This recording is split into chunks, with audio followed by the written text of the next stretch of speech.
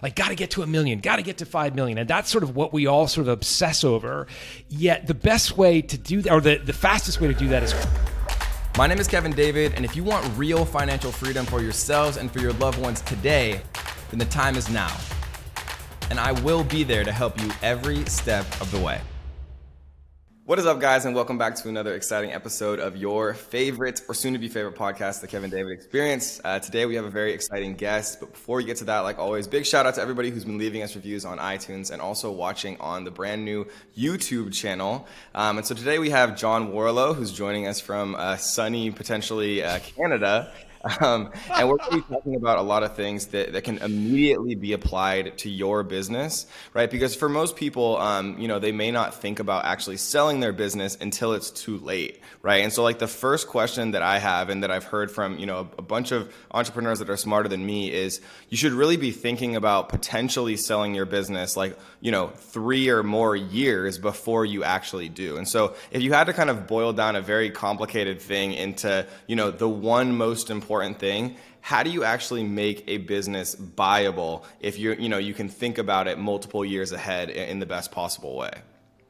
I mean, the best thing you can do is make sure that it can run without you. That's the essence of it. It's easy for me to say that, and it's really hard to do. But basically, you want to structure things. Like I talk about being the parent of your business. Like we've all been parents or had parents parent us. And so we know what that's like. And in the early days, you kind of do everything for your business, and parents do everything for their kids. And as their kids grow up, eventually they're trying to get them out the door and independent. And that's the same thing I think we need to do as CEOs and entrepreneurs is think of our businesses less as, just chasing revenue or profit, but more as like we're the parents of this business and we want to get it to eventually be able to stand on its own 2 feet. And that's really the main definition of what a sellable business looks like.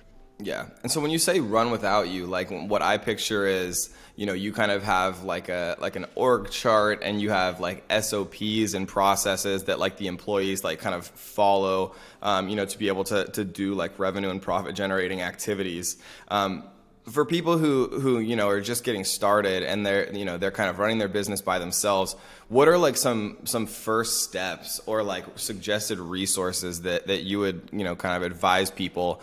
Because I think what happens, and this happened to me too, that's like why I know it happens, is you kind of get started, you're trying to make money however you can, and then all of a sudden you start making more than you ever have, right? And then you're kind of like, it's like this race against time to actually make processes and systems for your business so you can actually have a life. Because a lot of entrepreneurs, in my opinion, go through the same cycle where they want so badly to have that time freedom that they end up working 100 hours a week instead of 40 so that they can be more free. And then it's kind of like this strange situation where it actually goes against what you're actually trying to do.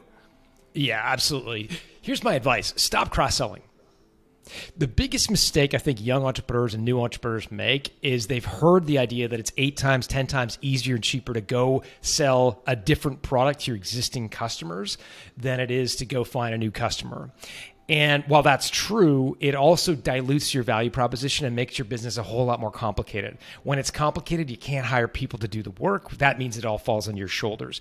So we kind of we worship at the altar of revenue. Like, got to get to 1 million, got to get to 5 million. And that's sort of what we all sort of obsess over. Yet the best way to do that, or the fastest way to do that, is cross-sell your existing customers. Yet it's a fool's errand because eventually you reach a point where you've sold them so many things that nobody can offer this service. Nobody can deliver that. And it all comes down back to you. I'm reminded of a woman named Stephanie Breedlove I interviewed on Built to Sell Radio. She built a payroll company for parents who have a nanny to pay. And she reached $300,000 in annual sales. So like very small, one employee company. Yeah. And she reached that point where it was harder for her to go win new customers, more parents who had these kind of nannies that they wanted to pay. And she had people chirping in her ear at the time to go cross-sell them existing things, right? Go cross-sell her existing customers other things like meal delivery services and like lawn care. I mean, other things that busy parents need. And she said, no, I'm not going to do that. That's not what I got into business to do. I wanted to create this company, this payroll company for parents who have a nanny. And so she took the much slower road to growth. She grew over the next 25 years to $9 million in sales. So this is not like Elon Musk. This is not Steve Jobs. This is not Google. This is, 25 years of growing 10, 15, 20% a year. So she rocks up 25 years after she makes this decision to go focus on what she does best, which is payroll for nannies. And she finds Care.com wants to buy her company. Care.com is like the Angie's List of care providers. Plug in your zip code. It gives you a bunch of care providers in your local market. They've got 7 million subscribers. So she makes the case like 1% of your 7 million subscribers buy my payroll service. That's a business 7 times our size. Long story short, she sells Breedlove, this little $9 million business, for $54 million. The only reason it's a sellable asset is because she focused on doing one thing better than anybody else, and she avoided the temptation of cross-selling. So that's, I think, one of the kind of big landmines to avoid in the early days. Yeah, and I couldn't agree more, right? It's so easy to like get sucked into that temptation. The quote that I always remind myself and my teams is a quote from Steve Jobs when he said, "Innovation is saying no 1,000 times." Right. And so like, being able to actually resist the temptation of constantly adding new products, because with every new product or new offering comes new complexity, new SOPs, new training for your teams, right? New training for the market, and then trying to keep up with all of that. And, I'm certainly someone who's fallen victim to that in the past. And I think I'm getting better at it finally. But for everyone listening, right, John's advice is perfect, right? That everyone needs to hear that. Instead of trying to offer like 100 different things, figure out what the market wants the most, and then focus 100 times more intention on actually providing just that one actual service or product or whatever it is to the market. And I promise that you'll be better off for it. But on the other side of that, that kind of whatever you want to call it, like when do you know, or if it is ever time to actually add a new product? Because Apple is a ridiculous example because it's $1 trillion company, but of course they have multiple products. So, how do you know when it is potentially time to add something new? Yeah, it's a great point. And I think it's probably a lot later than most people think. I think you're right. Apple has got, there's lots of companies we could pick that have, even Tesla, you could say, well, they've got the different models, but they've been pretty true to a fairly small select number, and they're $1 trillion company practically in market cap now. So it's probably a lot later than you think. Here's what I would say is when an acquirer, and that's the ultimate arbiter of what you're doing as an entrepreneur, is like, would an acquirer want to buy your business? And that doesn't mean you have to want to sell it, but it does mean that you're doing your job as an entrepreneur, in my view, that you're building a company that has value. And I think when you look at what an acquirer values, they're going to have a conversation when you're not in the room. They're going to close the boardroom door, and they're going to ask you to leave, figuratively, and they're going to say, should we buy this business or should we just compete with it? And if your products or services are commoditized, you're buying, you're responding to RFPs, or you're billing your time out, or anything that would suggest you're commoditizing yourself, they're not going to buy your business. They're going to simply compete with you because they're by definition larger, more well capitalized. They're going to say, we can compete with this business. We don't need to buy it. Whereas if you've really, as you say, Kevin David, the focus on putting all of your energy into one product, you will build a much thicker competitive moat. Warren Buffett talks about acquiring companies or investing in companies with a deep and wide competitive moat. Why? Because that gives you pricing authority. Pricing authority means you can charge more money to invest in sales and marketing when you can charge more. And so it creates this sort of domino effect. Right. And so I think that the answer to the question, when's it right time to launch a second product, is like, when do you feel 100% confident that you could create the marketing differentiation and the layer of competitive moat? You can invest that amount of money to really create that. If it's a Me Too product that just is an add-on where you're, commoditizing yourself, it's not the right time. Right. Yeah. 100%. And so when you say a competitive moat, right? Because I mean, I've heard this from Warren Buffett before. Like, what are the core elements of that, right? Because I mean, when people are listening to this, they're starting entrepreneurs. They're they already have a business. How do you create a moat for your business strategically? Like, what are the few kind of core things that people should be thinking about and focusing on? Yeah, two ways. Number one, create a better mousetrap. So create something that is better, like a better product, better technology, protect that through patents and trademarks and so forth. And it is the better technology. Like you could argue the Peloton bike is a better piece of technology than its rival. And they've protected it. They've gone out of their way to make a better product. So number one, if you have the luxury of creating a better product or service, that's the best place to start. Most people listening to this, though, will look at that and go, well, I don't have something that's a truly different mousetrap, right? Like I offer something a lot of other people offer, which is the second way that you're going to differentiate it through branding. We buy the same shirt from Nike as we do from Old Navy. The Nike shirt has the logo. It's made in the same plant, the same factory, yet it costs us 5 times more. Why? Because of the logo, because of the brand, because the consumer has demonstrated a willingness to buy that. And so, look, I think it comes down to how do you differentiate, not through product, but in the mind of your customer, through better branding, through better points of differentiation. And if you have a service offering, the way you can create differentiation is through productizing your service. So making it sound like a thing as opposed to a service, as opposed to saying, I'm an accountant, or I'm a graphic designer, or I'm a fitness instructor. You're going to brand what you do so that it is different. You've got the 5-step formula for 6-pack abs, as an example. As a fitness instructor, you're branding it, you're trademarking it, you're making it your own. That's how you differentiate yourself. Right. And then for people who've never sold a business or thought about it, right? There's a lot of different ways to do it and different multiples, right? Sometimes businesses are valued on multiples of EBITDA, which basically means, your profit after everything for people listening. Or I've seen businesses like SaaS companies, for example, sell for multiples of top line revenue, right? Can you kind of talk about like the spectrum of what exists and what, industries, if someone's brand new, that they might want to focus on? Yeah, for sure. So very small companies with less than, say, $1 million in sales are generally valued based on a multiple of what's called SDE, seller's discretionary earnings, which is basically how much you pull out of your company, and the profit left over is SDE. Companies kind of $1 million to $10 million or $1 million and above generally trade on a multiple of EBITDA, which, as you rightly point out, is essentially your profit before tax. It's a little more nuanced than that, but you can think about it that way. Yeah. And then there are some industries which trade on a multiple of top-line revenue, which is, of course, where you want to be if you can possibly get there.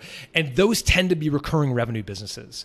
So yes, SaaS businesses, you're absolutely right. When you look at any software as a service product, it will generally trade on a revenue of top line or a multiple of top line. But it's not just SaaS businesses. You can also look at businesses where they've transformed a transactional business model into a recurring one, and they will get a multiple on top line revenue. Like I think of security companies, the guys who offer, home security. You wire up your sensors in your windows and you call the fire if there's a problem. Those companies trade on a multiple of revenue, but it's not for all of their revenue. So for the installation revenue they get, that's the transactional revenue where they charge you to come install the system. They get about 75 cents for every dollar of that kind of revenue. And then for the recurring, what they call monitoring revenue, the $39 a month we call, so that we pay, so they come and when they call the fire department when we need them, that revenue is worth roughly $3 for every dollar. So in other words, about 4 times more value dollar for dollar. So any recurring revenue business is going to be valued in a much higher multiple, and generally you can get a multiple of top line revenue. So you really want to either get into a business that lends itself to recurring revenue, or transform your transactional business model into a recurring revenue model business.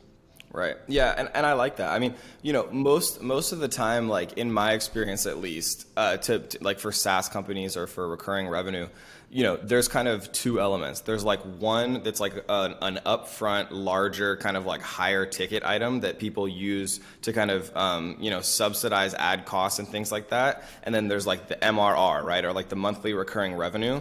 If a buyer is coming and looking at a business, for example, like, are they splitting those out? Is there a way to make those like larger amounts that you're kind of using, to fund the business, so to speak, more valuable? Or how would you go about, trying to make a like recurring model that has both elements of true recurring revenue and then also like a kind of like a higher ticket one-time fee that you use to fund the salaries and things like that? Yeah, great point. And so, look, I think having an upfront payment, like a training fee, for example, or some sort of upfront payment and then a tail is the best of both worlds. Because you're right, the upfront, say, training fee in a software product, for example, or certification or something to that effect, is going to give you the cash flow you need to make sure it's a positive cash flow cycle and allow you to finance the business. It will not, however, generally be viewed by an acquirer as valuable revenue as the recurring stuff. So it helps you run the business, grow the business, because it gives you that upfront cash. But generally, it won't be considered, you won't generally get a multiple of top line on your training revenue. That's generally going to be a more traditional multiple of usually 1 times, for example, on a training revenue. Here's where it will help you. There's a number in a recurring revenue business. There's a ratio called your LTV to CAC. And that is, LTV stands for lifetime value, and CAC is customer acquisition costs. And what acquirers are looking for is a 3-to-1 or greater LTV to CAC. So your lifetime value of your customer, how much you bill them, your contribution, if you will, from your customers over their lifetime, yeah, as a ratio against your cost to acquire them. And if you can get that number north of 3-to-1 at scale, you've got a very valuable company. Here's where that upfront payment has another benefit, is it increases your lifetime value of your customers. So let's say you bill your customer $100 a month and they stay for you for 24 months. So your lifetime value on a recurring basis is $2,400.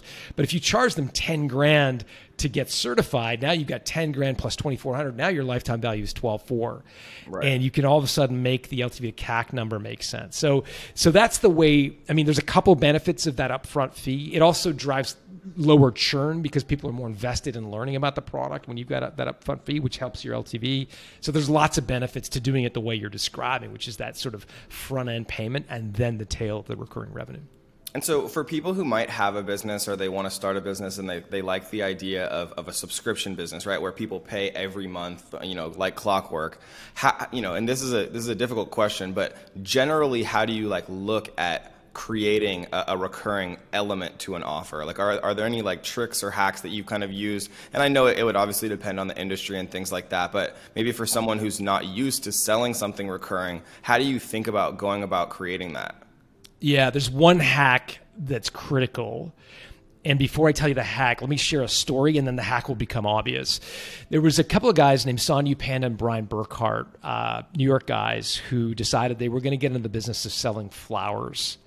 And they wanted to disrupt the industry, right? And if you know anything about selling flowers, it's a crappy business model, right? So the farmer cuts the flower off the stem, it starts to die, it's in your refrigerator for 2 months, you can't sell it, you have to throw it out. Typical flower store in America throws out 60% of its inventory every single month. So it's a terrible business from that perspective. It's also very lumpy. 30% of flowers get bought on Mother's Day and Valentine's Day. So you've got the other 363 days of the year to sort of stimulate demand. How do you do that? So you obviously need to intercept people on their way home from work. They've forgotten their wife's birthday, and they're like, oh, I'll buy flowers, right? And so you have to get really expensive real estate. You have to rent really expensive real estate to have your flower store. So you intercept people when they have the moment of it's a terrible business model, very lumpy. And these two guys, Burkhart and Panda, came along and said, okay, well, look, we're going to disrupt this. We're going to sell flowers on a recurring basis. And so here's the hack. They didn't try to sell flowers to anybody who buys flowers. Mother's Day, Valentine's Day, weddings, funerals, graduations. They didn't try to do that. That's what most people try to do. They're like, we're going to sell chocolate on subscription, or we're going to sell X on subscription. Most people just try to boil the ocean and what happens is they create a diluted, watered down offering. Here's what Brian Burkhardt and Sonia Panda did.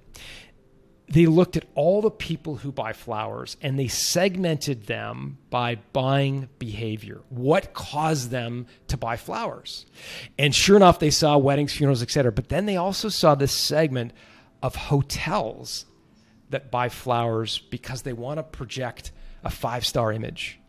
Right? Like the St. Regis in Los Angeles, the Four Seasons in Chicago, they put this very expensive fresh cut bouquet of flowers on their reception table so that when you rock up, you're in a 5-star hotel.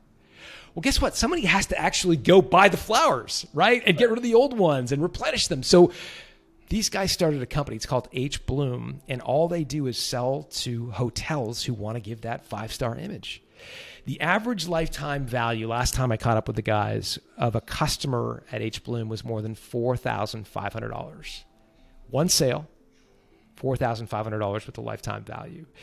Think about the changes that means that you can implement in terms of hiring salespeople, having totally different operations.